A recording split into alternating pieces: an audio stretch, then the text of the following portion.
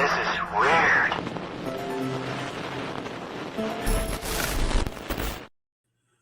From the land of conjurers, flying through the internet to your device like a UAP, hauntingly unexplained and downright weird, this is the Witching Hours, and we are ready to take off in the flash of an eye. Good evening to one and all, wherever and whenever you are listening to this program.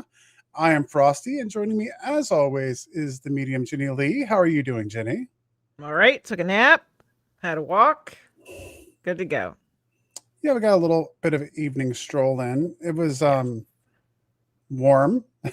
Yeah. And a little humid, but still in that. Yeah, today is the last day of August. So yes, we're getting there. I noticed when we went by our local Wawa last night that pumpkin spice had made its way into what had previously been the blueberry pot. So we're headed to cooler weather at some point in time.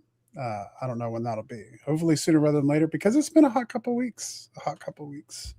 Yes. Months. Talking about months. It has. Here. It was a hot summer here in Virginia this year.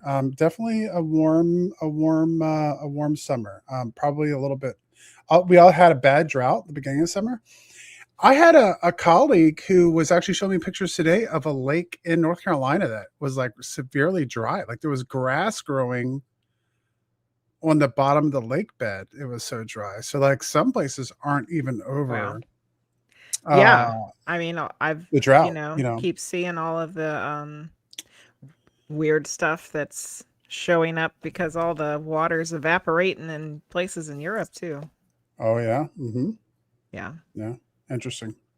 Well, first off, I want to say thank you everyone who's jumped in and joining us this evening over here on Twitch and on Facebook and on YouTube and all the wonderful places, including the Spirit Realm Network. We appreciate you coming in and hanging out and joining us tonight. We're ready for some weird conversation. The Witching Hours is on the Spirit Realm Network. You can go and find and watch us over there on Facebook. And coming up soon, we have the launch of a new website from Spirit Realm Network that's going to be coming on soon. That's going to allow you to be able to watch us on an app through Roku and Fire TV and all those wonderful things. So all that's coming right around the corner this fall. We're excited to bring that to you. Wherever you're watching us tonight, we have one favor to ask, and that's if you can like, subscribe, leave a review wherever you are. If you can leave a review on Apple Podcasts, that's always a wonderful thing, just so people can find and join in weird conversation with us. We appreciate it. All right, Jenny, you ready for some weird news? Of course.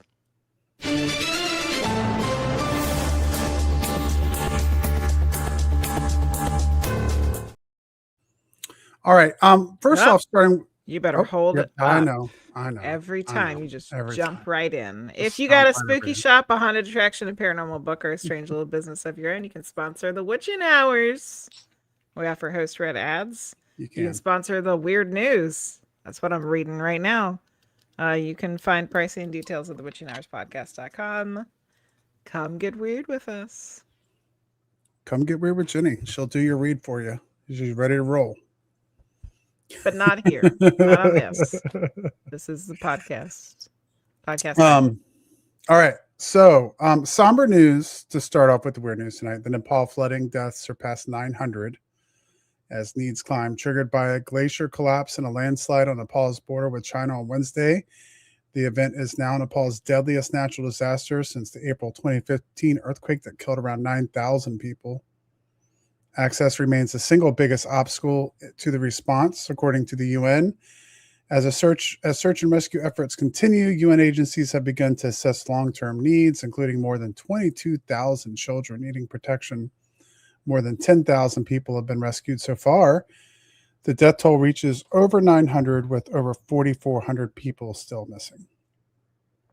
So, a horrible disaster. I know you said you hadn't seen any of the video. I saw some video of it. Okay. I don't want to.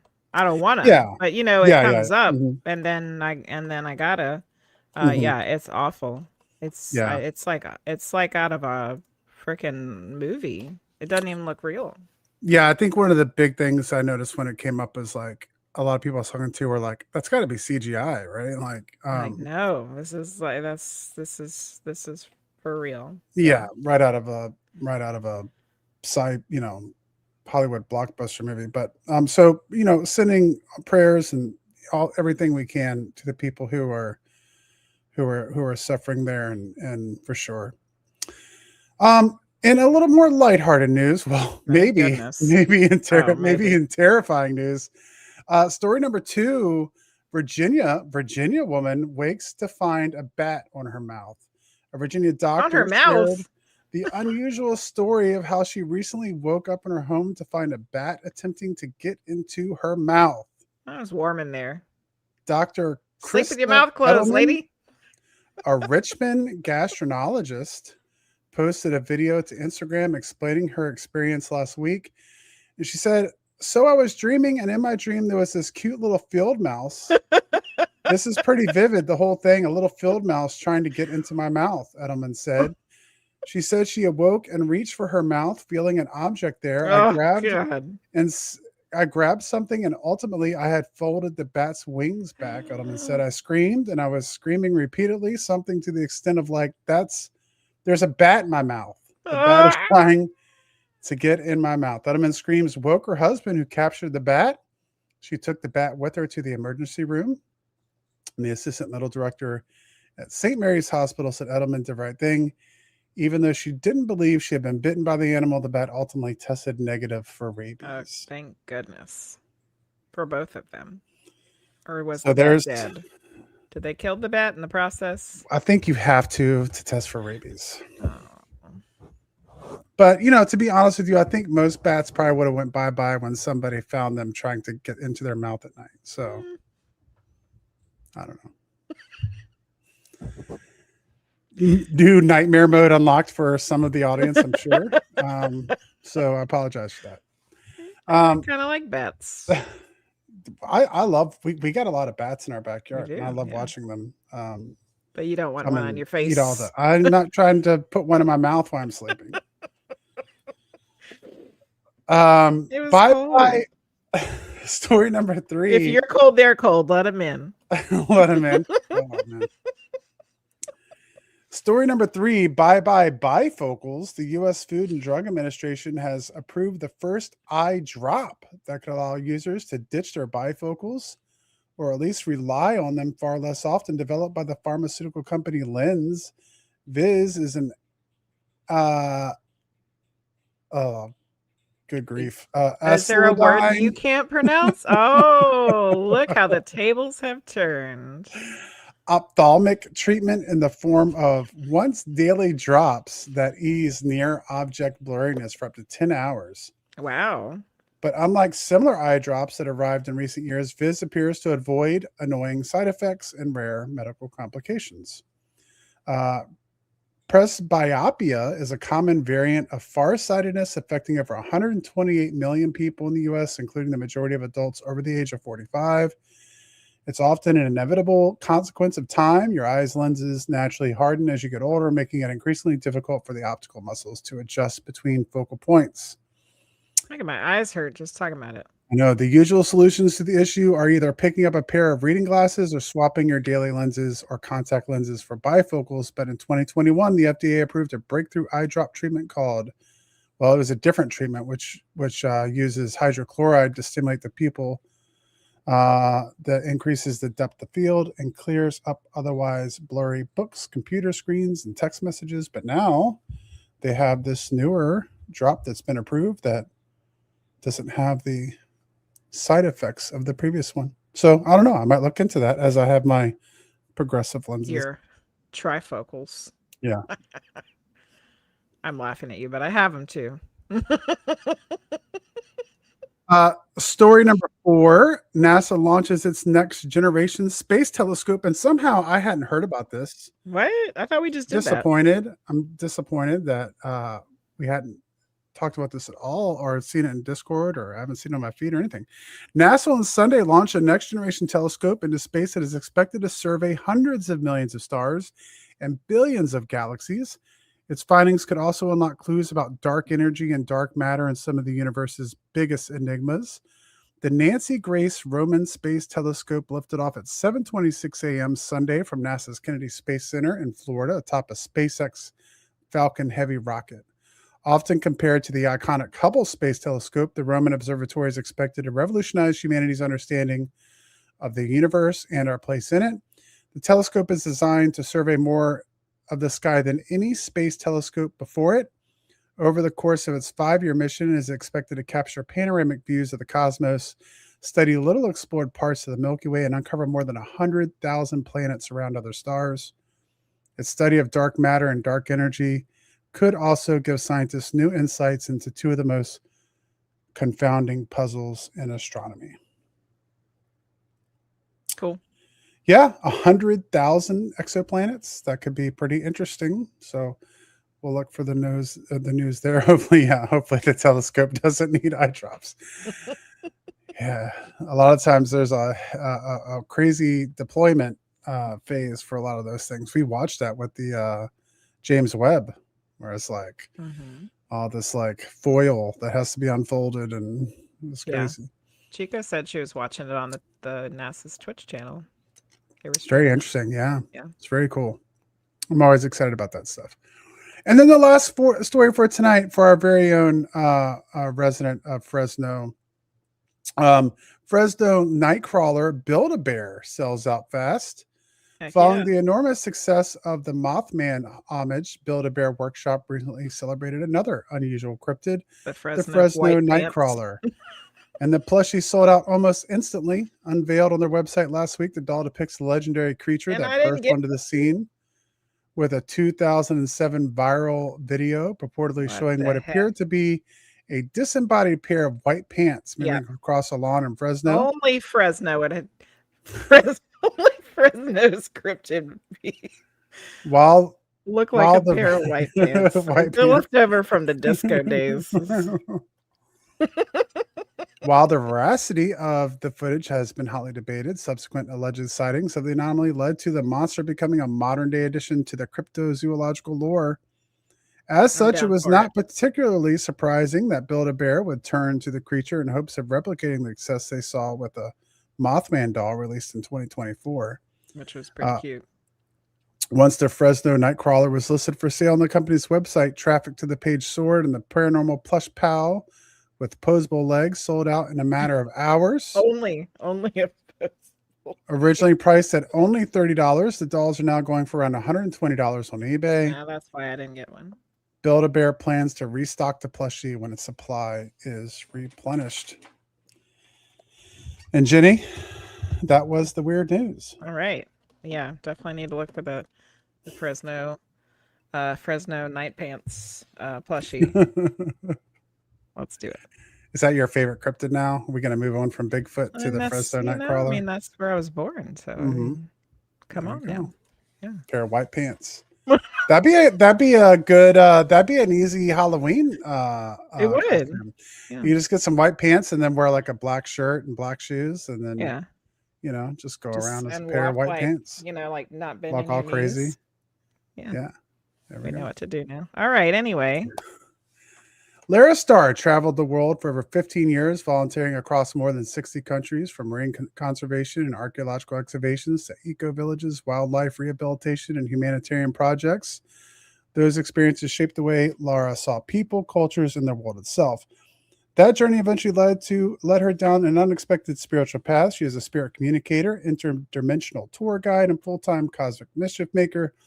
Lara spends her days helping people navigate their own multidimensional awakening. She has facilitated more than 6,000 spirit release therapies sessions and participated in countless lost soul rescues, supporting individuals, families, businesses, and historical locations around the world. Please welcome to the show, Lara Starr. How are you doing, Lara? I'm very well. Happy to be here. Thank you for inviting me. Yay. Excellent. We're excited. Nice to meet you both. Yes. We're up for all the weird, and I think that you're definitely going to fit that bill. Yes, all things woo here for sure. Yes, in a very good way. Yeah, weird is more of a term of endearment around here. Right. For sure. 100%. 100%. We just got to embrace it. Well, our crew here, we refer to affectionately as Team Weird. So we are. That's definitely a term of endearment here. So there, I guess we wanted to start off tonight, kind of for people who aren't familiar with your story, of kind of just giving us the basics of how we got into all the woo here.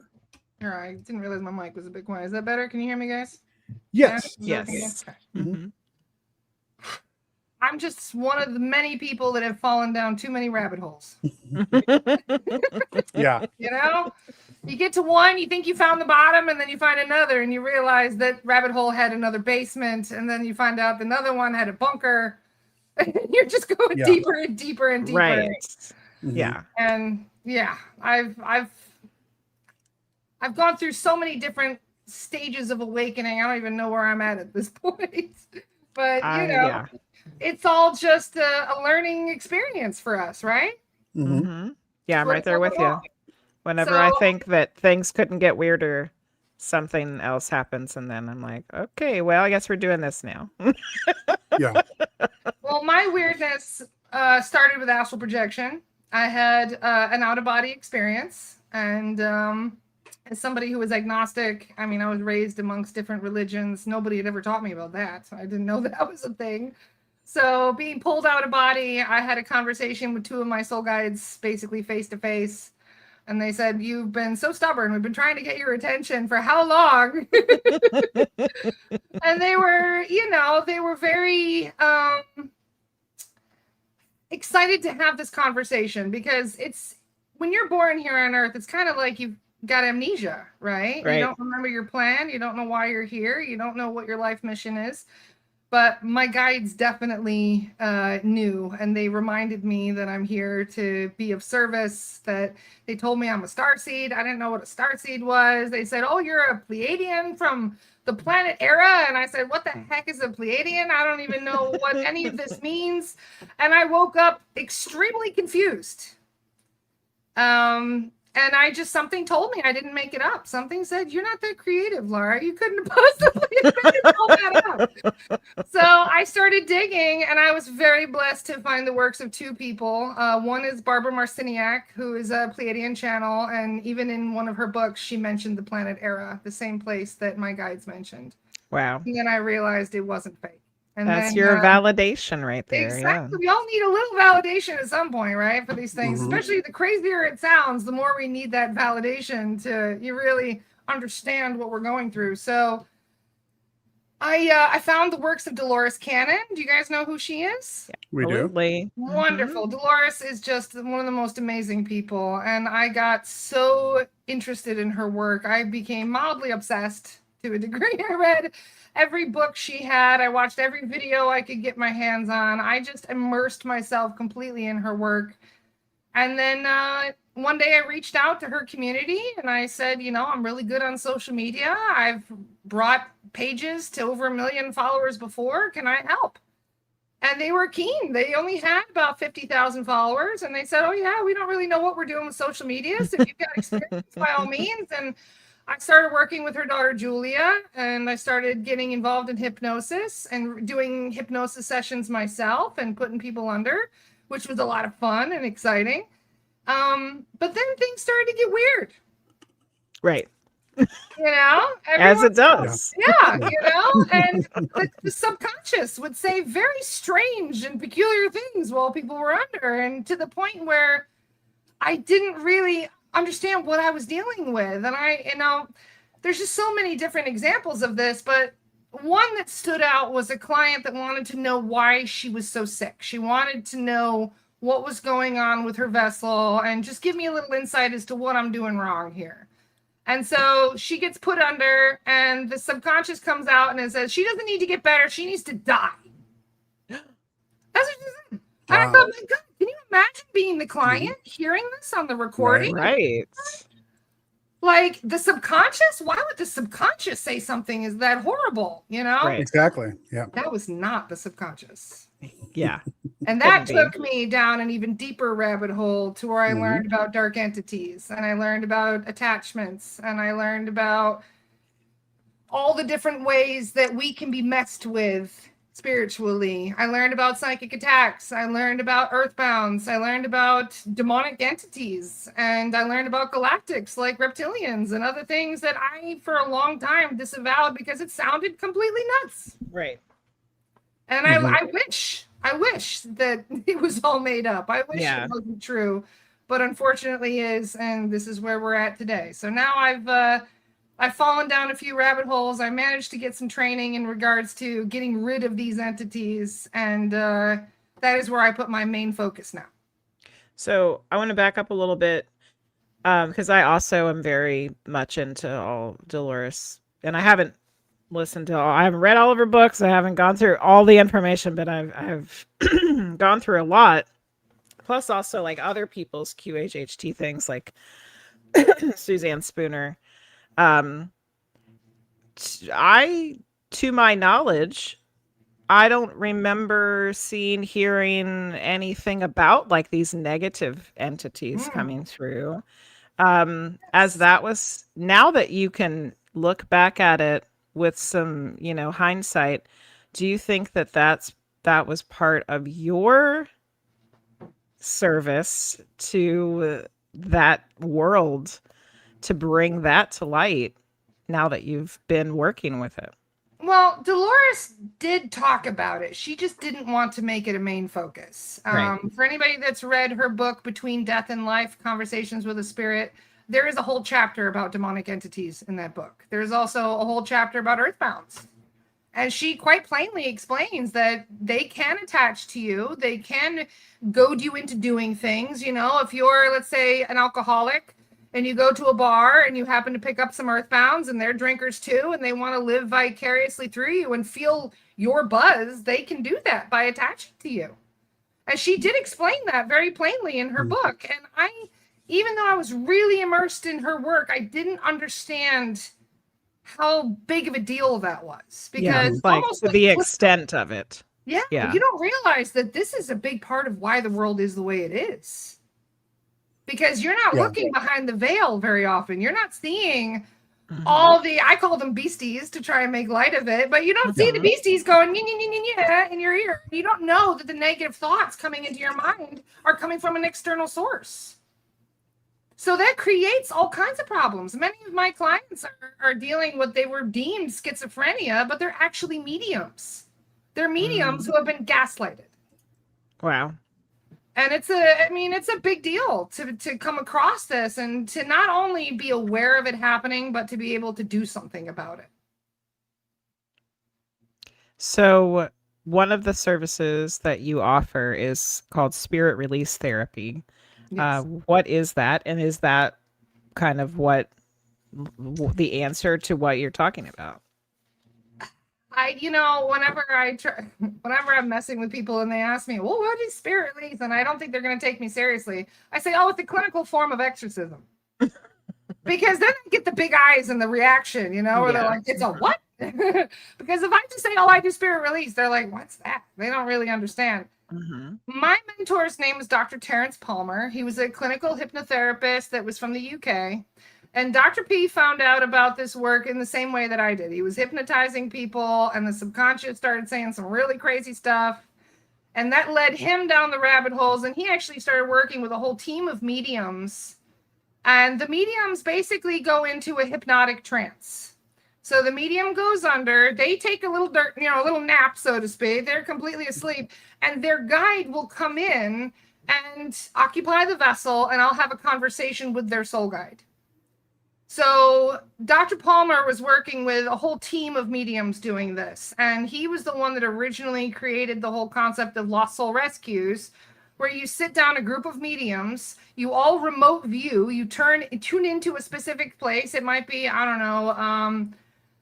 a hospital or somewhere that you might find a lot of earthbounds, right? And so you tune into the space. Everybody can kind of perceive what's happening in that space through the astral, through the remote viewing. Or the soul guides are seeing what's happening in that space. And they see what should be there, what shouldn't be there. And when I say what shouldn't be there, when you are trying to help people heal, the last thing they need is a dark entity standing over them, enjoying their energy like they're sucking on a straw.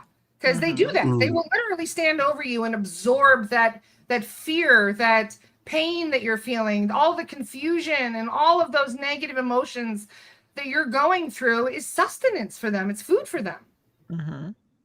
So, when we first started finding out about this work, I must admit, I felt like I got hit by a truck.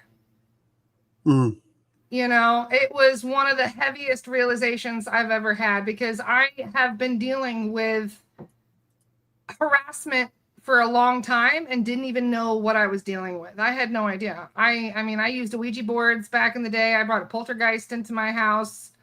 I watched things fly around my house. I had experience with spirits, and yet I had no idea, absolutely no idea how big of an issue it was and how common they are.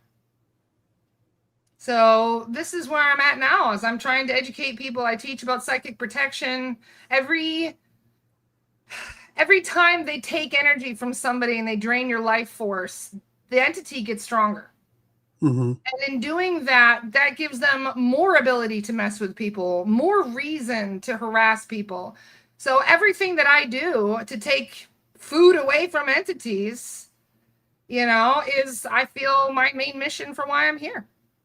It's kind of interesting, because on one hand, we talk about a lot of different topics on this show: paranormal investigation, ghost hunting, UFO sightings, whatever. But especially in the paranormal investigation world, there's a real big movement, I think, with people who are inside of that world to try to almost play down the demonic and the bad entities, because in a lot of ways, sometimes that's seen as a way to, I don't know, it can be seen kind of like you're not trying to sensationalize things. Yeah. But to a certain degree, I guess we also have to look at it the other way, right? Like, we can't pretend that these things don't exist, because then that also leads to problems, right? Yeah, exactly. Yeah. Because I feel like that's just been a big turn that way. It's like, it's not always demons. It's not always demons. No, it's not always demons. No. But it can be demons sometimes, right? Yeah. I guess, for sure. There's a lot more out there than demons. Yes, exactly. Which I even deal with Mothman, so we could talk about Mothman. I can tell you all about it. About Mothman. You like moths. Yeah. I find every kind of entity you could ever imagine. I found chupacabras on people's properties. We found all kinds of stuff. So and most of the time they're just kind of hiding out. Most of them don't attach to people. It's the demonics and reptilians that attach to people the most. And that's why they're the most prevalent, that people tend to talk about. Because those are the ones that are actively feeding off of people, whereas the other ones are just occupying their space. They're just enjoying having a location they can hang out in. I never find a Mothman attached to somebody. We just find them in the house. So this is the thing. About every entity is different, and we kind of live in a zoo, if you think about it. This planet is a zoo. Right. It's just you can't see 90% of the predators that are here, and they have a vested interest in keeping it that way. Because, if we knew what was out there. In fact, one time my mentor was talking with somebody who was basically being a psychic attacked by a reptilian, and he told the reptilian to disconnect, and it said, fine, I'll just go pick on somebody else. Every time I want a meal, it's easy for me. In fact, he even laughed and said, you children, he says, you are like children swimming in a pool full of crocodiles and have no idea what you're up against. So this is the arrogance as well that they have, and the fact that we don't know they're around. And when you're dealing with interdimensional beings, if they affect your etheric field, if they affect your astral body, you can feel it physically. You may not know what you're feeling or why all of a sudden you've got phantom pain that just comes out of nowhere. But in the astral, if you could see that, you would see that there is a psychic attack. There is something that's trying to come in and either attach to your etheric field or steal some of your energy, or both. Okay. So it's a lot. And I have found that most of the time they are exploiting problems that are already there. They don't really create problems for people. They more exploit the ones they already have. So if you're dealing with alcoholism, for example, they will help alcoholic earthbounds attach to you. And then they will use that as a form of, they'll create problems in your life. They watch your whole life flush down the toilet. And every day that you're miserable, they're happy. They're snacking. So this is where it really boils down to is, yeah, sometimes it's a very fleeting encounter with an entity. It might come in, ruin your day, and leave for a better meal somewhere else. But on other occasions, and these are the ones we call imposters, when an imposter comes in, they make a dark contract with you in your dream state. They can even push your original soul guides out and replace them with a dark entity. And those are the people that just can't catch a break. Those are the people who their whole life is just, I mean, it's falling apart and they don't understand why. And this is what we have found on 90% of the clients that are watching their whole life fall apart. They don't know why. We go in, we find some kind of entity attached that's exploiting it and enjoying their suffering. Wow. So we're talking about a lot of different types of entities. Do you also find like malevolent human souls that are doing the same type of thing? Yeah, narcissists and entities work together quite often. Yeah. In fact, we often call it like a Typhoid Mary situation. You know who Typhoid Mary was? Sounds familiar. Frosty? Typhoid Mary was a chef. She was a cook. And she was a carrier of typhoid. And every family home that she went into to, you know, cook and clean, they all dropped dead. And then she'd say, darn, I have to go find a new family. And then she'd move on to a new family. She was fine. She never had any symptoms. She never had any issues. But family after family after family after family, it took 5 families wiped out for them to catch her and to realize where the carrier was coming from. Wow. And I find that a lot with entities where they can basically attach to somebody and use that person as like a launching pad to attack other people.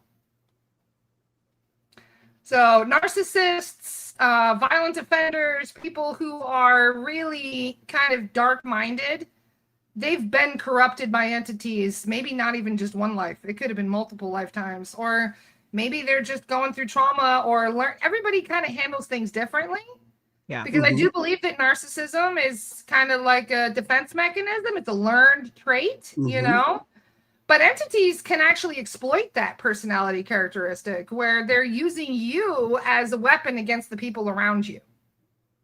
So it's almost like a symbiotic relationship that they have. You know, that's interesting because we had a guest on before specifically talking about narcissists, and he referred to them as vampires. Well, that's because Like, the entities attached to them are they're enjoying all the food that they're getting from all the people you're making miserable. So definitely kind of like, once again, that energy drain that we've talked about, you know, which can lead to more bad decisions and, you know, all kinds of things for sure. Interesting. So where are all these entities coming from? Depends on what they are. Mothmen are living, breathing creatures. They are interdimensional. You cannot see them physically, but they're at a higher frequency and they are very real. Reptilians, same thing, living, breathing creature. Demonic entities are what we call an egregor. Do you guys know what that is? So an egregor is how you pronounce it, but it's basically a thought manifestation. Yes. So Thought all forms. demonic entities are created either by individuals or from the collective itself. Some of them are created through an emotion or an event or some kind of a trauma or some kind of a thought manifestation that some people might have. They are really dealing with actual psychosis. But then you get ones that are older than that. We find old world demonics that are very different to the lower level. We rank them on their varying degrees of, well, I should say their malevolence, their ability, how much food they eat. So most demonics that you will find that you might pick up, they don't even look like a demonic. If you look at them in the astral, they almost look like black smoke or even like a blob of some kind. And that's what they look like as they're first starting to develop. And they're fed upon, they grow through belief, through intention, through screaming at each other, through all kinds of stuff. I mean, that feeds it. It reminds me of Ghostbusters. You remember when they took the slime and they put it in the toaster and they're yelling at the slime and it starts jumping all? It's like that. Like you're feeding it with your anger and your intention. And that really does manifest an entity. So if you let that get worse and permeate and allow a whole collective of people, like let's say you make a horror movie Mm-hmm. And everybody sees the same scary monster in the movie. And then people are going and dreaming about that scary monster. Guess what? You're manifesting a whole fleet of them in the astral. Yeah. Mm-hmm. Because that's what happens through belief. Yeah, and that's really interesting. Ginny and I were just having this conversation, I think yesterday. We were talking about Salem, and we were talking specifically about someone we know that has a connection to the new Warren Museum. But briefly having a conversation about haunted dolls and like Annabelle specifically, and the question about whether or not whether it's actually a possessed doll or a haunted doll or whatever. But then, in the discussion, we brought up the fact that, well, if it wasn't, it is now, Yeah. because so many people, millions of people have put intent into it. So it's almost assuredly. You want to hear something interesting? I remote viewed the Annabelle doll. They swapped it. There's two now. You know where that plantation burned? Yes. Mm-hmm. That's when they swapped it. I did a remote view on the original one that was in that plantation, and it was in DC. So, which is where it had been right before, actually. Yeah, because that's up by us. Yeah. So I don't know. I believe they were intentionally trying to create two of them. Because you have the one that's initially that might be haunted, initially because of what's going on, and then you get the one that people believe is haunted, and that makes it just as much, if not more so. Exactly. Yeah. So you can make two of them by not even letting people know that two exist, and they all believe it's the same one. Mm-hmm.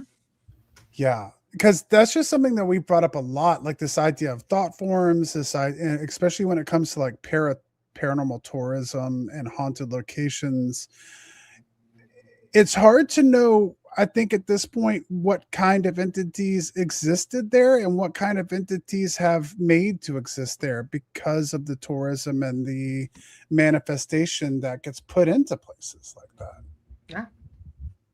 Not only that, but people go there to intentionally. They know it's a thin veil there, so people go there with all kinds of different intentions for their own spiritual purposes, and even that will cause more chaos. So people don't really know what they're doing, unfortunately. Yeah. And a lot of them, like I saw a guy not too long ago that went to a certain location and blew one of those death whistles. And all of a sudden, all hell broke loose and all kinds of chaos was happening. And they're calling me going, can you fix this? We don't know what kind of hell portal we opened with this. And sure enough, I asked my guides what happened. And they said that death whistle basically was like a dog whistle for every entity in the area. Wow. And people were blowing it like it was funny. Yeah. Yeah. You have no idea what you're calling because you can't see it. But you might feel it. I sure did when I was messing with an Ouija board at 15. There was an old lady that was haunting my house and scared the bejesus out of me one night. So I thought, I'm going to have a conversation with her. I'm going to find out what's wrong and help her cross over, And I brought a poltergeist in my house. And it tortured me for 3 years. And I couldn't get rid of it. I had to get rid of it last year when I first started doing this work. I had to get my whole team together, and we cleared it a year ago. So for the last 20 years or so, I've been letting a poltergeist run rampant because I didn't know how to shut down a portal. I didn't know how to close down a session with an Ouija board. I didn't know how to protect myself from bringing something scarier in. Wow. Yeah, I think that's interesting too, because a lot of times, people can have instances where they have things in their home or things that are problematic, and they can think that it's going to be easy to get rid of, but it's not quite as easy as they thought that it was going to be. And it takes a lot more time and effort sometimes to be able to get rid of those things that come into a home. Depends on what it is. If it's a lower level one, like one of those blob looking things I was telling you about, those are relatively easy. You can smudge your house. You can they hate salt. That's always the thing. They're always talking about sea salt, and that actually really works. I scrub down sea salt head to toe every day. There's a lot of ways that you can kind of protect your space. But you do notice that there are some that, it doesn't work on. And the ones that require extra assistance do tend to be more formidable, like an older, more experienced demonic, or even something like a reptilian. And what people often think is not what they think it is often not really accurate. So going back to what you were talking about with the Ouija board, is that something that you decide that not to mess around with anymore, or is it a tool that can be used like any other kind of divination tool? Well, I mean, it's kind of, I think that everybody is a medium. I believe that everybody in the world is a medium. It's just that some are more practiced and experienced and more aware of their gifts than others and have spent more time developing that, you know? Mm-hmm. And when you have an ability to learn through meditation and things like that, sometimes it's easy for those people, you know? Some people can meditate. I have ADD, like squirrel brain. Meditation never really worked for me. So learning how to communicate through tools was what I thought was the best approach. Mm-hmm. And my guides have explained, they're basically like, well, you can learn that way. It's kind of like learning to run while wearing crutches. Mm-hmm. Eventually you're going to have to learn to run without it. But if that makes it easier for you to get started, then fair play to you. Right. But now, I mean, I spend all day talking to dead people through voice. You know, Mm-hmm. I hang out with dead people all day long. So I don't need to talk to them through the board. Yeah, exactly. So yeah, It could be like a stepping stone. it's a tool, like a hammer. And you can build a house with a hammer, or you can destroy a house with a hammer if you don't know what you're doing, right? or like, you know, I think of it as like, you know, tarot cards, rune stones, Ouija board, witchboard, whatever, all kind of the same kind of tools, I guess, that could be associated with getting communication from the other side. If you don't have the practiced ability, I guess, to be able to talk to them just through like straight mediumship. Yes. Yeah. I do think that, you know, you can strengthen your gifts through many different channels, and what works for you may not work for somebody else. Mm. Right. And I do believe that every form of divination, whether you're using, you know, you're scrying, or you're using dowsing rods, or you're using tarot cards, I think we need to use psychic protection for every tool.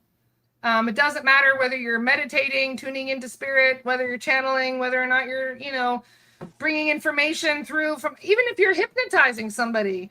The reason why psychic protection is important is because you're opening yourself up spiritually, and that is allowing energies to come in, and you have to create some sort of a filter to block unwanted energies that would either interfere with the session or with the healing, or try and, you know, alter the experience.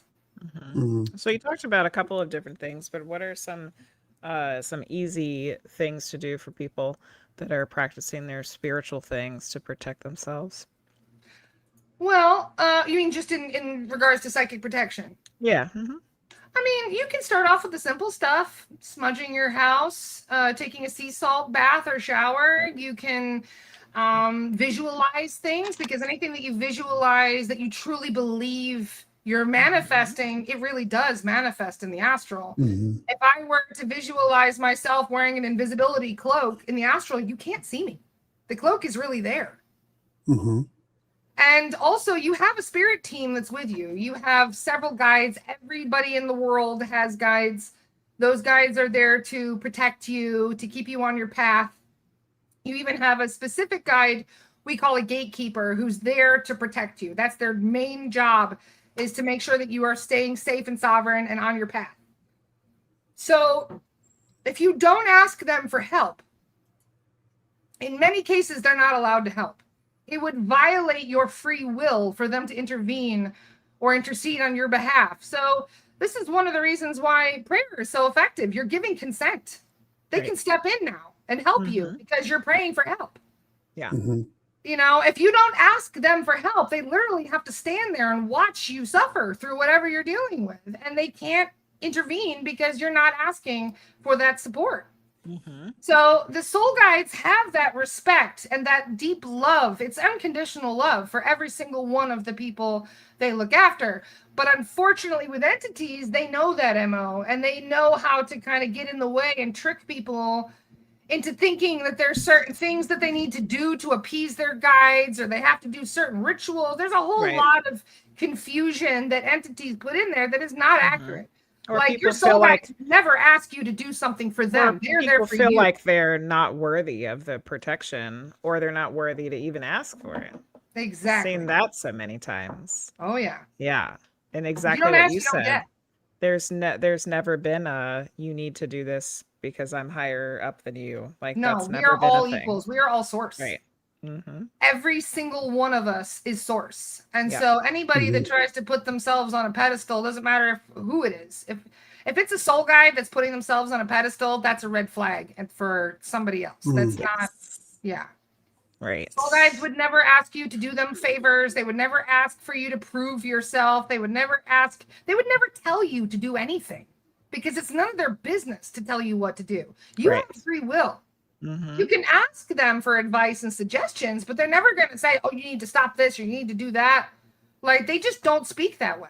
Mm-hmm. So that's another way you really need to kind of navigate who you're talking to and what their motives are, because unfortunately, many of the people who think they're connecting with their team are not. And although I have seen them get irritated that they're not. I mean, yeah, you know, a little irritated. Yes, that is true. Like, oh God, they're doing that again. You know. Yes, they can. I know full well how irritated they can get. But yeah, telling you to do something or else is not what. No, yeah, exactly. So that's a big part of the training that I do. I do psychic protection training, where I teach people how to recognize imposters, how to recognize shady behavior, especially when you're, because I run a mediumship academy and we need mediums to do the spirit release work. We can't do it without them because the medium, the guides explain that the medium is kind of like a router. They need somebody to anchor their energy through to be able to be anchored in this space and time and be able to remote view the client and be able to tune into their energy field and see what should or shouldn't be there. So without the medium, they can't do this work. And I have people ask me all the time, well, how come, there's not angels going around collecting all these things?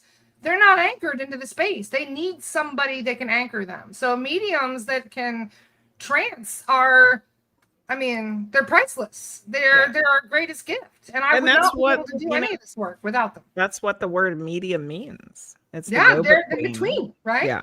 Mm-hmm. And they may be acting as the phone or the router, whatever you want to call it, that the guides can come in and do the work. The modem. Beep. They even explained to me once because we had to go to Europe to do some really big clearings. And I said, well, why can't I just do it remotely like we always do? And they said, well, when you're trying to get a big download, do you go closer to the router or do you go further away from the router? And I was like, oh, okay. And they said, well, since we can't move the place, you're the one we have to move. And when you are in that space, we get a much better, stronger, deeper connection. And then we can do the clearing more easily and more effectively. So yeah, that makes sense. Yeah, because myself and other people, I know, we get those nudges sometimes to go to a certain place or have a certain experience, and that would make sense that they're kind of, there's probably something there you're supposed to do or have or experience. You can also collect soul fragments too. Soul fragments are from when you have been to that place in a past life and you had some kind of it's not always a traumatic experience, but I hate to say it, most of the time it is. Whenever you had a very jarring experience, you kind of leave a piece of yourself there. And then all of a sudden you're drawn to go back and people wonder why. Like you'd see like World War II veterans that are going to go and visit places that were some of the most traumatic places that they went during their youth. But for some reason, it's almost key healing and cathartic for them to go back. This is why they're collecting those soul fragments that they left behind. Yeah. And when you bring them back, it is a deeper level. You feel a huge emotional wave come through. Like I had one very recently. I was a Templar and I was killed at Montségur in France. And I went there and I nearly fell apart. I just went to the mountain and I was, I don't know what's wrong with me. Like, I just got so emotional and so upset. And I didn't understand why until I went into my Akashic records and they said, you died there. Wow. One of the worst experiences that you've ever experienced, that happened there. And you don't remember it consciously, but your body does.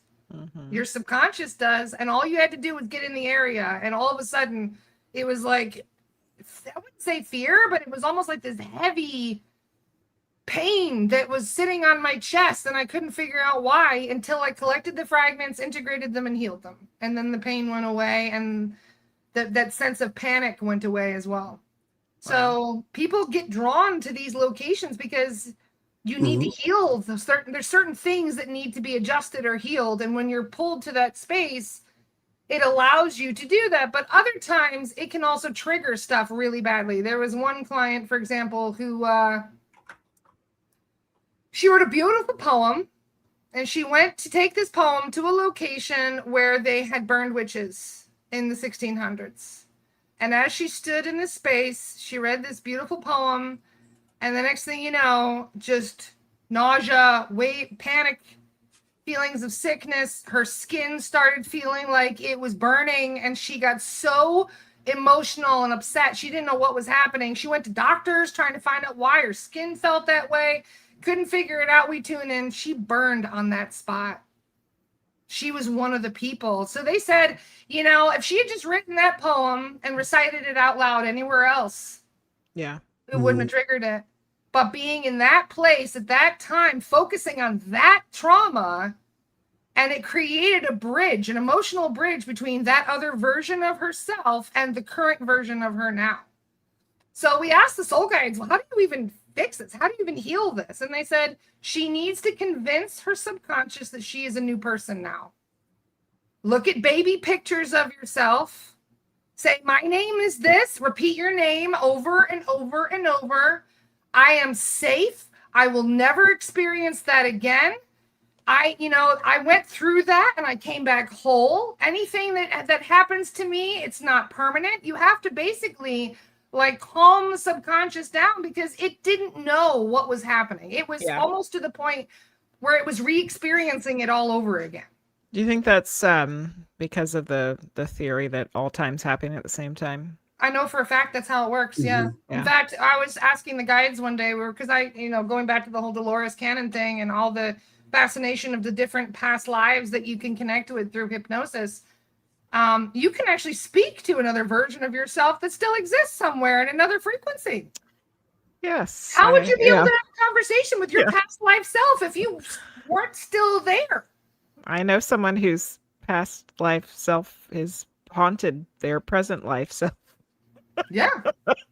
We have a comment and a question from Fantasy Animal Vegan over on Twitch.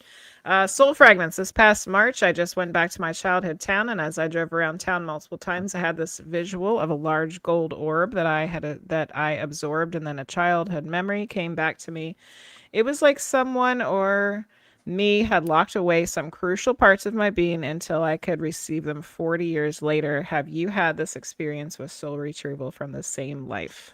You just described it perfectly. That's exactly what happens when you integrate a soul fragment. All of a sudden, you get a memory comes flooding back to you that you completely forgot about.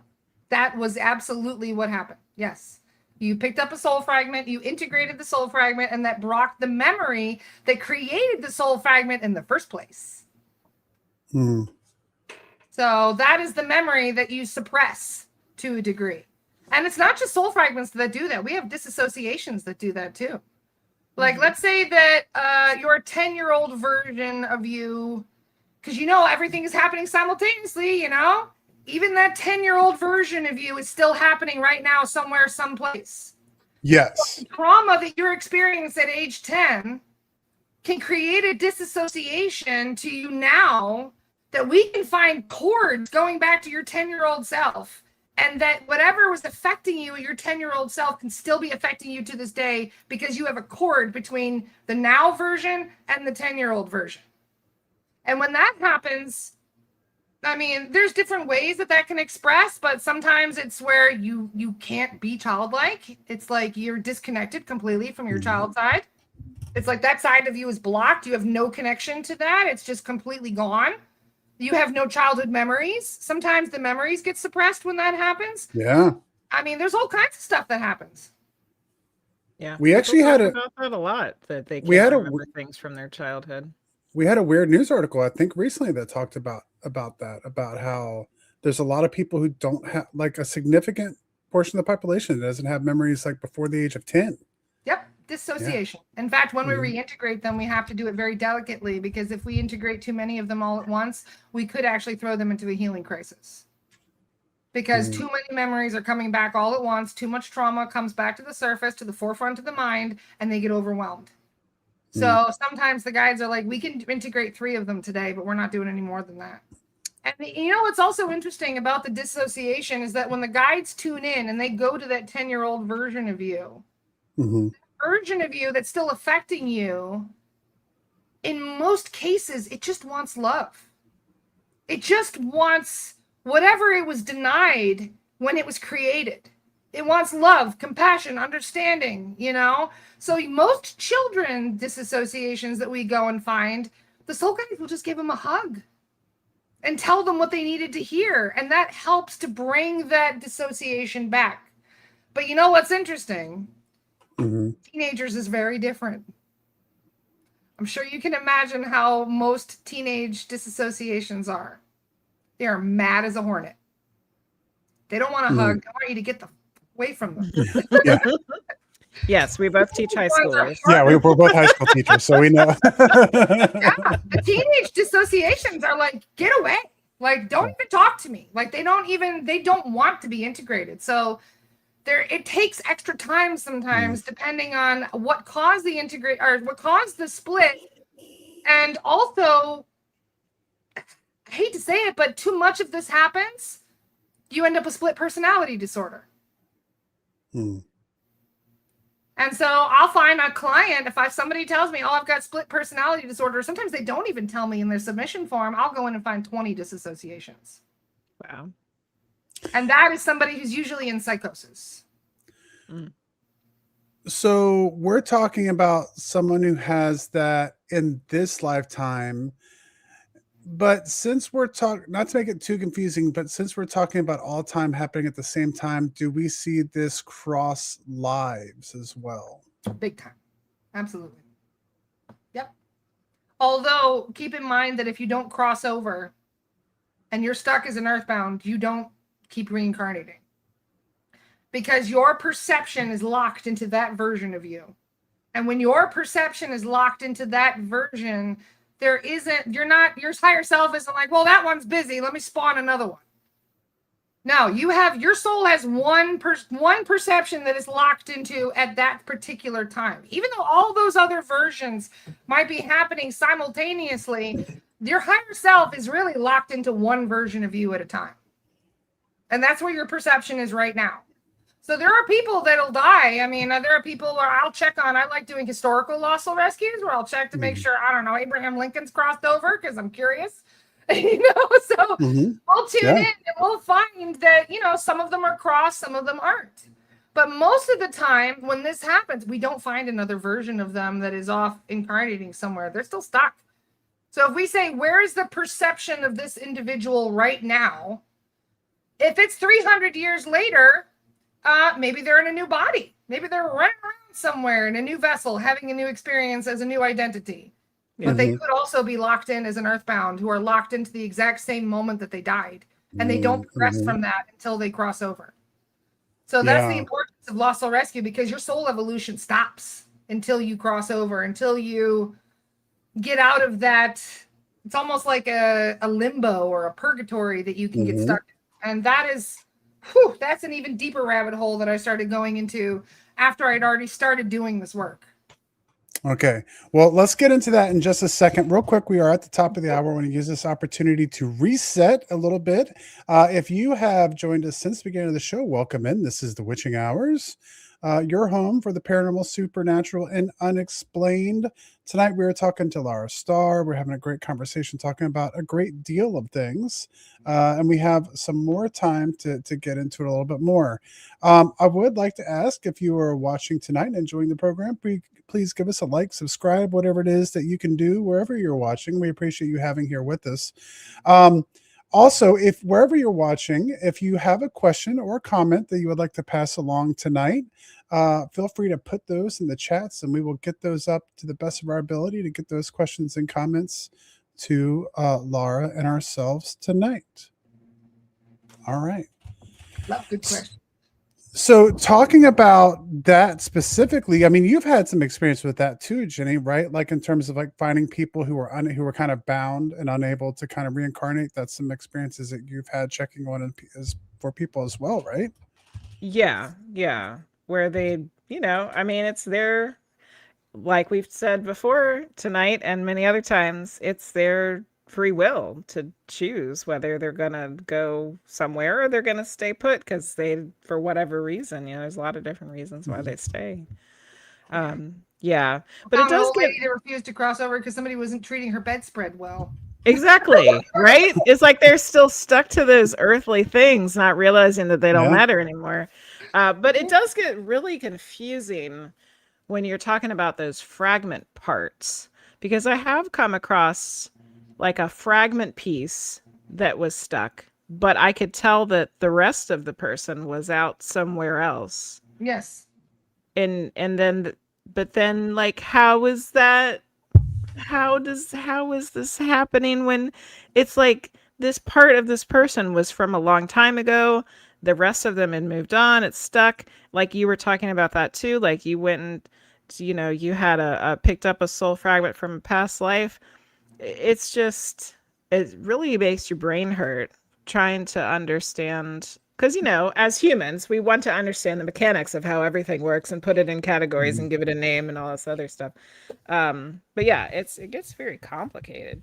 Do you have like an easier way to understand that? Well, everything is energy, Yeah. right? And all energy is alive and conscious. All of it. That's what source is, right? And every single one of us is that spark of consciousness from source that's kind of on its own little mission, developing itself and trying to have experiences and, get more and more, well, I should say just experienced in general, right? That's the whole purpose of this. And then they say at the end, that's you bring all of that back to source. When your Right. soul has had enough and you're done with the experience, you go back and merge with source again. And you can choose to do that at various intervals. And when that happens, you can start over again at any point, or you can stay with source. It's entirely up to you. Earth is a very unique place. Most Yes. planets are not like this. And people tend to romanticize Earth. They try to, quantify it with all these different perceptions, I guess you could put it. My guides have made it very plain to me. They said humans are an experiment. They were created as an experiment. Had that come Nobody through really knows what to think about humans because we're kind of learning as we go. Even the guides and the galactics are like, yeah, So we're kind of like, I hate to say it, but it's almost like a galactic Truman Show. They're excited to see what we're going to do with ourselves and how we're going to manifest things and how we're going to turn this experiment into something interesting, because we do. We constantly evolve. Sitting around watching like, ooh, what are they going to do now?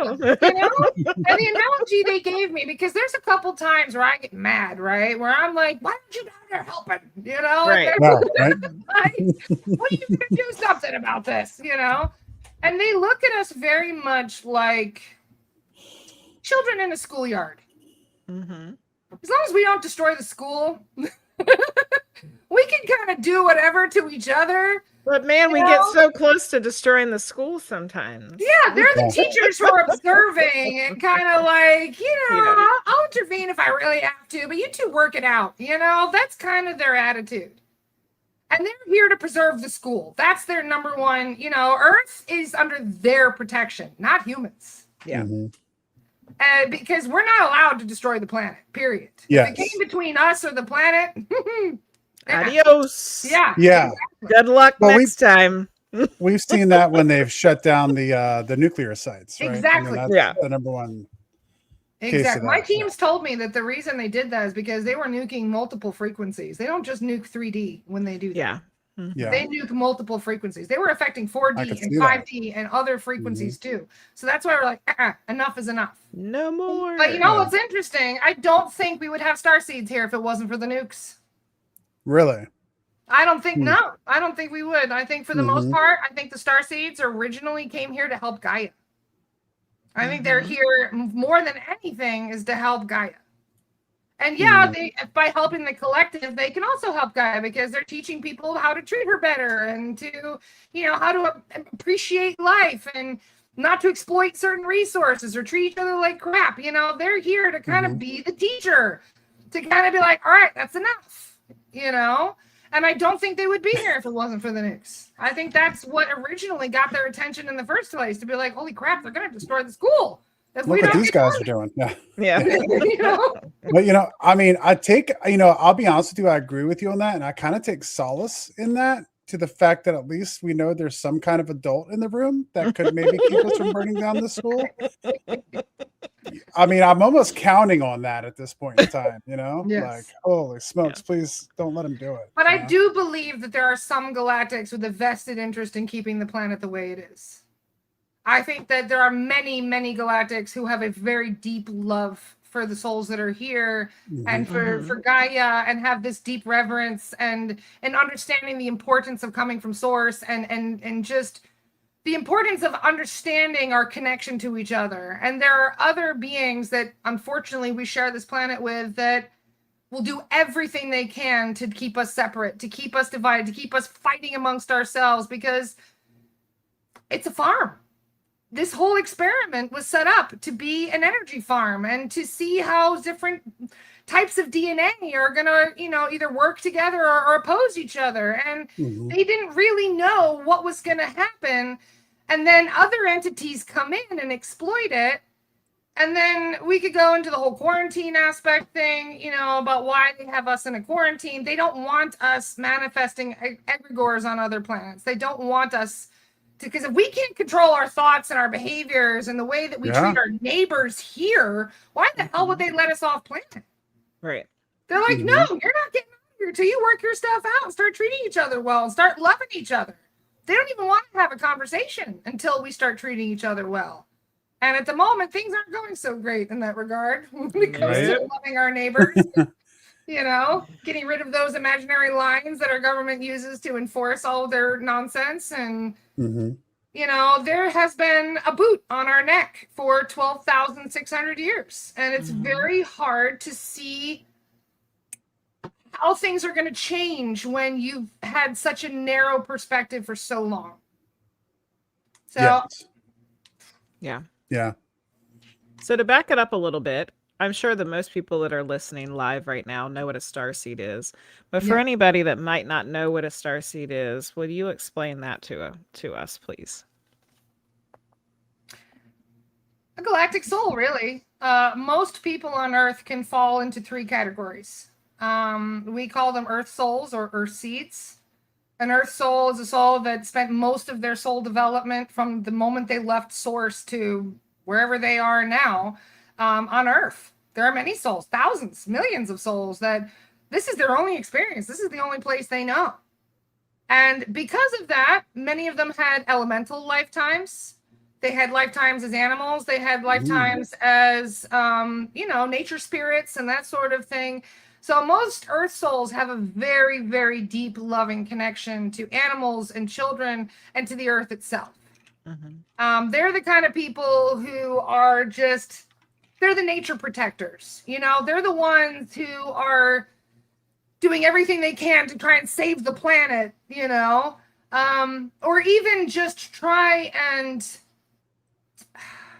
affect the world in a way that will, be continued on for generations. Many of these Earth seeds are advanced in their own way, but different. Yeah. Because Earth is all they know. They don't really have any other experience. If you spend all of your life in America, how much do you know the rest of the world? Not very well. I hate to say it, but, from your television, you don't really get a perspective of what the rest of the world is like. And if you're an Earthling, the same thing happens for the rest of the cosmos. You don't really understand how galactics are the way they are. And just many of the rules that would exist off-world are very different to the ones we have here. So that is what most Earth souls are dealing with. They're dealing with learning lessons. They're having Earth experiences. They're learning how to, be one together. That's usually the biggest lesson with Earth seeds is how to let go of past life trauma, how to let go of karmic contracts and other heavy baggage they're carrying, how to work together more productively. Like there's so many different aspects of being an Earth soul. The next one of the three is new starseeds. So new starseeds are galactic souls. When they come to Earth, they don't really have a whole lot of Earth experience. They don't really know what they're getting themselves into. Many of them are volunteers. They're like, send me in, coach. You know, like they don't really understand what they're getting themselves into. They think, oh, I'm going to go help Gaia. You know, and then they get in here, and from birth, many of them are attacked. From birth, they have such a bright light because their light wasn't dimmed through countless lifetimes of abuse and torture and suffering and misery. They don't even understand money. They come here with no concept of money, no experience with money, no understanding of it whatsoever. And then they're dumped into a human vessel and they're like, go on, get a job. Yeah. And they don't get it. Like many of them struggle financially. Many of them don't really understand. They don't fit in. Like they're thinking people are nuts. They feel... It's almost like feeling like a Vulcan in a world full of Klingons, if you kind of understand my there. I get the Star Trek references. Yeah. Right? You don't fit in with all these Earth souls that are running around because you're just very different. You don't really understand the way they are. They don't understand the way you are. You come in here with a whole different understanding, a whole set of different rules. And, you know, it's like oil and water in many cases. They just don't get each other. And then you get what I would consider to be a hybrid of the two. You get a galactic soul who's been stuck here a long time. We call them veterans. Many of them, the reason why we call them veterans is because they are veterans of the Orion Wars. They were either killed during some of the Mars battles, or they were killed when Tiamat was destroyed, or they were killed on Earth doing some stuff from back in the day, because Earth itself used to be a colony of many different races, and there were many different civilizations that existed here, and some of them were kind of like an ET New York City, where you get all these different galactics that are inhabiting the same space, and then you get other groups where you would only get like one type of galactic race that was inhabiting that city.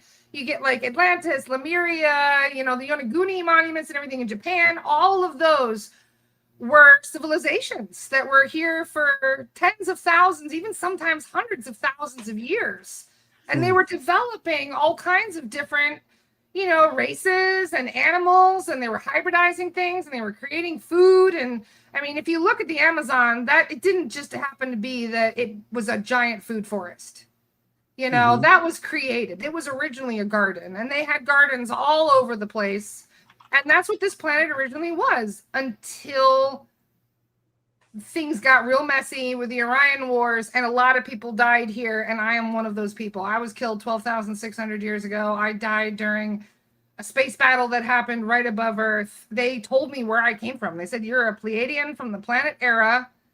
You came here trying to help. You got killed by investigating a base and all this stuff, and it's a long story. I would take a whole nother podcast to go into how I got stuck here. But I've been here for 12,600 years. And my guides explained to me, they said, we didn't know where you went. We looked for you. We tried to find you. And with all the chaos of what was happening on Earth, and all the water from Tiamat coming here, and all the flood that happened that drowned all these different civilizations, and it was a big, heavy, crazy time when all of this happened, when Atlantis fell, and Lemuria fell, and all of that.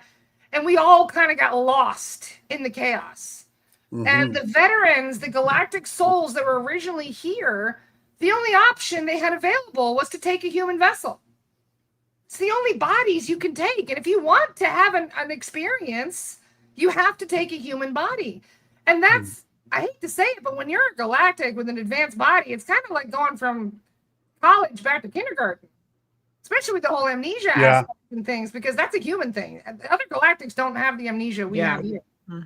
That amnesia is programmed. That's part of the whole 3D matrix thing, that we're all pre-programmed to have a very limited bandwidth perception, you know, like we don't tune into a lot of other things because we don't know that they're, you know, what's out there. So that was all by design, to keep humans ignorant of their abilities. And I hate to say it, but keep us in check as a slave race. So, I mean, The veterans have been here for so long, stuck in kindergarten. Yay, so much fun. And it's hard. It's hard for the veterans, especially Very. because they're exhausted, Very. they're burned out, they're fed up, they just want to go home. And they're stuck in the samsara cycle of reincarnation. And there's only one way to get out of that, and that's to get help from a galactic. All right. They have to open the door. If you cross over here on Earth, you have to come back in a human vessel. Okay. So that's where some people, like David Icke, have gotten this theory of if you enter the portal of light, it's a bad thing, and you're stuck on Earth going through the reincarnation cycle again. To a degree, that's correct. Because there's nothing else. There's no other bodies available here. So if you choose not to cross over, you're stuck in purgatory in most cases. You're just wandering around as one of those lost souls, as an earthbound. Then your perception stays as an earthbound for as long as that may take.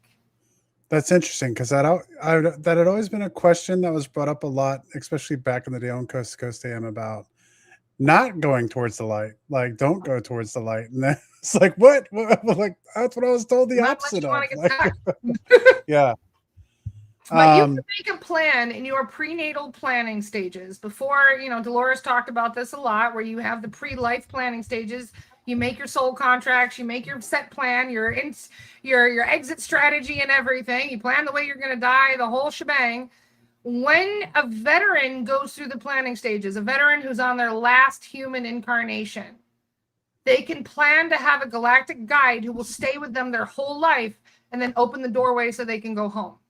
So instead of crossing over, instead of opening the normal doorway that they would open for you to go to 4D here on Earth, which is where the planning stages is, the healing place, the schools, and many other things, they can open a door and send you back to Era or wherever you're from originally, and then you cross over there instead of here on Earth. So that's the only way its soul is getting out of the quarantine. And that's a heavy conversation for a lot of people to have. Put it on your to-do list. All right, Luce has got a question. Frosty keeps clicking on it, and so am I. Go ahead, Frosty. You click it. All right, have you ever heard of an extraterrestrial system just beyond the Pleiades? Just beyond the Pleiades? You would have to be a bit more specific, because the Pleiades is actually kind of close. We have, they're 400,000 light years away, where there's ones that are way further away. Many of the guides that I work with are either the Salatian Pleiadian, which is a specific type of Pleiadian. You also get a lot of Andromedans and Arcturians. We have a lot of Irma. Irma are like the tiger and lion types that those are definitely real. In fact, they're one of our favorites that we connect with. So there's a lot of different evolved races that exist, thousands of them, that have a vested interest in helping here on Earth. So they do send starseeds here to help. So Luce has got some ET friends that come through, and originally they were explaining that they were from that area, but they weren't from like what the Palladians are supposed to look like. They didn't quite look like that. So they have like a very long neck, a smaller head, but no hair. They have long fingers with like these bulbs on the ends, and they have that, I guess, what sometimes Palladians are talked about as kind of, I don't know, being a little goofy, silly, like more, I don't know how to explain it. They kind of act like that a little bit. At least one of them does. Do you have any clue who that is based on that description? My guides have told me that there are 165 types of grays, just grays. Yeah. That exist. 165 different hybrid types. Pleiadians in general, we have the Seleno Pleiadians, for example. These are the blue Pleiadians. You have Nordic Pleiadians. You have Nordics are very tall. They look Nordic. That's why they got the nickname. You also get the Salatians, who are very similar to the Nordics, except they're albino. You get the Angans, who are space Vikings. They straight up look like Vikings and they act like Vikings. You also get the Taygetians. I'm Taygetan. Taygetans are the ones that are from, the star system Taygeta. There's also Era, Temer, and a few other planets there. So just Pleiadians alone, there's like 15 different types that we're aware of. And so them telling us that they're Palladians is that they're not like telling us something incorrect. It could very well be that they're so just many. Oh yeah, some type even of on one planet. There could be 10 different types of Pleiadians. That's what I was thinking. Yeah. Mm-hmm. There's even a cat race of Pleiadians. That's what I thought. Yeah. A lot of intermingling happened during the Orion Wars. It's a long story, and I'm trying to put it into a book at some point. But we have gone into the Akashic records, and we went back to the beginning of the Orion Wars. And I asked my guys, I said, "Well, take me to the beginning. I want to know how the war started. I want to know this or that." They took me back before matter even existed. Wow. I was like, I think it's a little bit too far back. Well, you asked for the beginning. Yeah. Yeah. So they basically just explained that there are millions of races that exist all over the cosmos. Some of them got wiped out during the Orion Wars because, the biggest thing, the hardest thing that it took for me, I don't know why it took me so long to come to terms with this, was the existence of reptilians. When I first had my out-of-body experience, before that, I was involved in, anti-New World Order stuff and things like that, 9/11 truth stuff. So whenever somebody brought up reptilians and David Icke, I would block them immediately. I'd be like, I don't believe you. You're talking about space dinosaurs? Get out of here. You're telling me us look crazy here. We're trying to talk about physics. We're trying to talk about things that we can actually prove, and you want to bring space dinosaurs into this? And I would refuse. I wanted nothing to do with it. And this is one of the reasons why the guys had to pull me out of body, because I was being so stubborn. Mm-hmm. And they started talking about reptilians, and I was like, this is ridiculous. In fact, I was really rude to my guides when I was out of body. I was like, oh, now I know this is all bullshit. Like, I'm dreaming. Somebody pinched me kind of. And that's when they were like, oh, God. And they were like, you want to see one? And I was like, see one? And they're like, yeah, we can show you. And when my guide grabbed my arm, it was like these turned off, this turned on, and there was this big, snarling, scary-looking. I don't even know how to. If you've seen the Spider-Man movie where the professor or scientist or whatever tries to regrow his arm and he turns himself into a lizard accidentally, it straight up looked like that, but a bit more bumpy and a bit more scary. And I got so spooked. I nearly shook myself out of body. I was so scared during my astral projection. And they were like, these are very real. And you've dealt with them before. You need to know. You need to accept that these things are real. And even after that, I was like, laughing it off and thinking it was nonsense. And oh man, was I wrong. I wish that I was wrong, but no, they are very, very real. And unfortunately, they are the biggest reason why Earth is the way it is. And they stalked us from planet to planet to planet, even eating us down to the last man, woman, and child. So there are planets out there that even to this day, hundreds of thousands of years later, there's no life forms. There's nobody on the planet because they ate everything. You're going to do terrible things to me, Lara. You're going to cause me to go down some rabbit holes that I have been, because what you were just explaining was exactly where I was at. Like I'm all the woo woo. I've gone down so many rabbit holes, but that's been kind of the last frontier for me, is like reptilians. Because I'm just like, if we go here, we're going past the point of no return, I feel like. And so I've been hesitant to take that step, but I feel more and more like it's at least something that needs to be looked into. I feel you on that. And that was the one thing that took me the longest to accept. But unfortunately, what's funny? Even my boomer mother believes now. Mm-hmm. Out of all the people, my mom, who was not spiritually awakened, who thought I was talking absolute nonsense in the beginning, she's dealt with psychic attacks from them. In fact, one of her attacks was so bad, they gave her amnesia. She was out in the barn brushing her horse, and boom. Whose horse is this? Where am I? What's happening? I don't understand. They thought she was having a stroke. Wow. And she went to the hospital, and they actually threw a psychic net over her head and blocked her ability to perceive who she was. Good Lord. Wow. And within 10 minutes of her clearing, everything came flooding back to her. And then 2 days after that, my stepfather got psychic attacked, and it was almost like an exorcism kind of thing. And my mom actually heard the way that one spoke out of his mouth, and the way she's like, that thing was not human. Like, she was straight up like, Wow.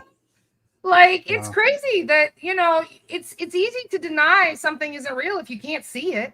Right. But when you get attacked by it, when you're dealing with an invisible foe, you know you're not making it up. You can tell. In fact, you can even feel, because humans and our ancestors were hunted from planet to planet to planet. When one comes around us, even if it's in the vicinity around us, we have almost, I call it the rabbit effect. You know what happens when a dog gets its hands on a rabbit and their heart is pounding like this? A human body will start reacting that way, and it'll seem like you're having a panic attack, and you're like, I don't know why I'm feeling what I'm feeling. And that's your stress response to being just around them. Wow. And then we clear it and it goes away. And so that's why I've had, thousands of clients that are absolutely convinced that, yeah, first of all, that these are real, but then my team can actually get rid of them because they know what it's like to be under attack and then to feel all of that just be lifted off and gone. Well, Lara, I wanted to say, first off, I feel like from this point we could launch into another hour and a half. Unfortunately, I have so many more questions and so many more things that I want to talk about. But we have reached the end of the show. I wanted to give you an opportunity to let everybody know what you have going on, where people can find you, what you have coming up. Well, I'm a very busy individual, as you probably can surmise from all of this. I've got a lot of different areas where I split my attention, but the main thing that I focus on is helping clients to get rid of psychic attacks, people who are dealing with nightmares, severe trauma, intrusive thoughts and voices that they can't get rid of. Those are the clients that really I put my main focus on. I also help a lot of veterans, people who are dealing with extreme trauma, because unfortunately entities tend to exploit that trauma. Yep. And my favorite thing to do is to teach people self-empowerment. I teach psychic protection and spiritual hygiene, because it's like the old analogy, like of you teach a man to fish. You know, I can't just handle this for everybody. And when every single person that I empower that is aware of how to defend themselves or how to recognize when an attack is happening and what to do when that happens, I don't need to be there. I don't need to be a part of that, because they can handle it on their own, and then I can focus on more heavy cases. So I teach empowerment more than anything else. I don't want ever people to be afraid of entities, because that's just going to feed them. You don't want to feed them, you know?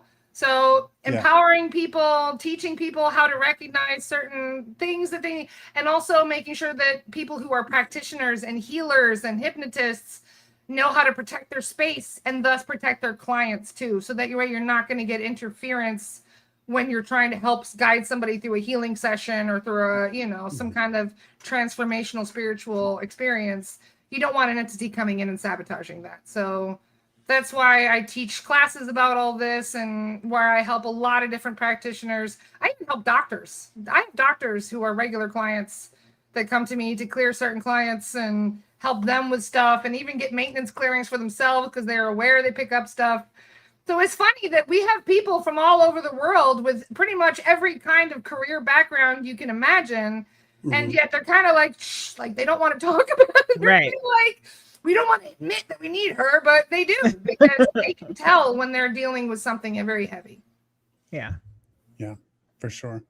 All right. Well, thank you so much. I'm going to have all the links listed down below in the video for those who are listening at another time and another place. You can find all those links. You can find Lara. I will say right off the bat, if you need good woo-woo memes, Lara is a must follow over on Facebook. I steal a lot of her things to put to laugh at and to show Jenny. Hey, Jenny, check this out. I'm doing that all the time. So make sure you go follow her on all the social media sites over on YouTube, Facebook, all of the wonderful things. We've already gotten some comments here. People from Team Weird ready to go take your classes. So we're super You guys excited had here. great questions today, by the way. The people that were watching and you both, thank you so much. This has been a really fun conversation.